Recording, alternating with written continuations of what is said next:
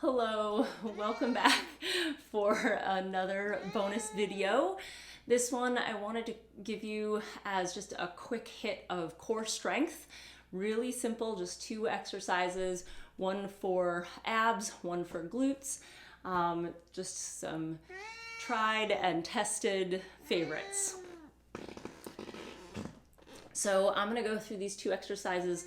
The first one, with each of them, I'm gonna just talk about technique, and then I'll talk about sort of how many reps or how to structure it, and then I'll show you the second exercise. So for this first one, lying on your back, this might be a very familiar exercise, but maybe I'll teach it to you in a way that you haven't done before. So hands just gently supporting your head. We're not pulling, but just so that the head is off the ground, but that you're not straining your neck muscles. So just a gentle support. You're gonna pick up both legs off the floor, bringing them in tight. And as you bring them in tight as is for you, feel your abs contract, feel the distance between your rib cage and your pelvis shorten, and your spine be nice and comfortable in a straight line, no arching. So from here, I generally say lightly flexed feet, mostly for runners, and if you are mostly a swimmer, pointed toes, just nothing totally floppy. Extend one leg and twist towards the opposite knee. So I've got my right elbow going to left knee.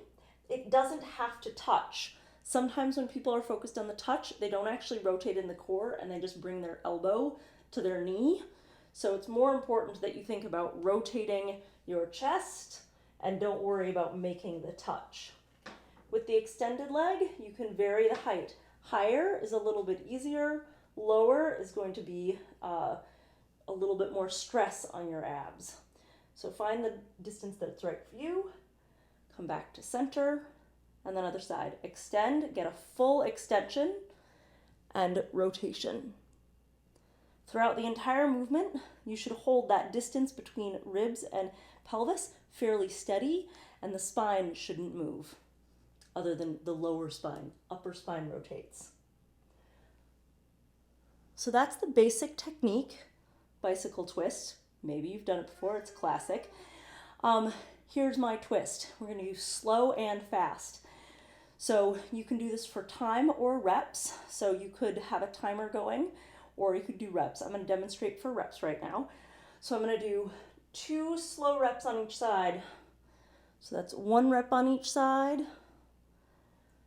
and then another slow rep on each side, and then I'm gonna go fast. There we go. And then hold, hold, hold, hold, and then fast.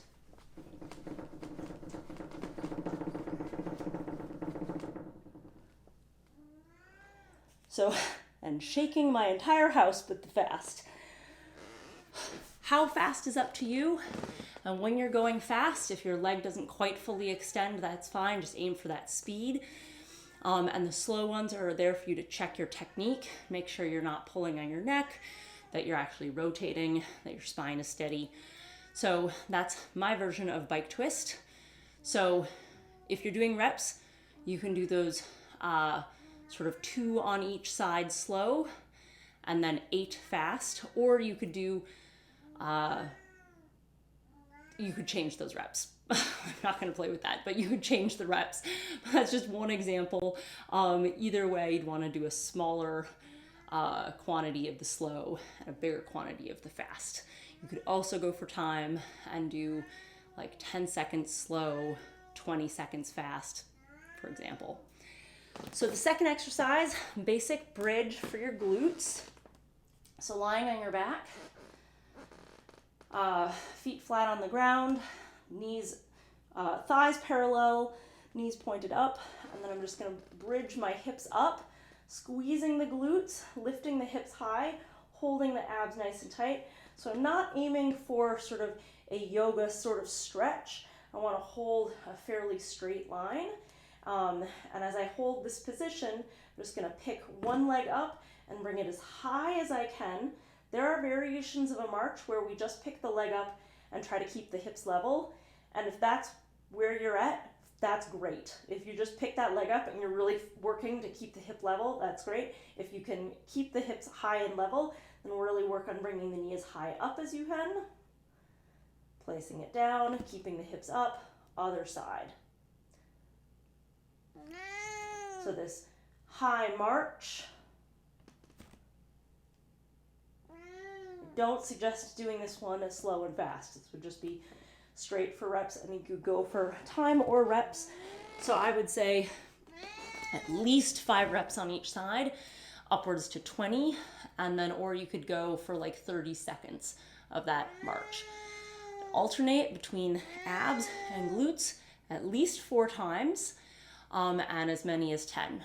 So it depends on where you're at with your fitness and also just what you need to get out of that workout that day. So there you go. Enjoy a little core.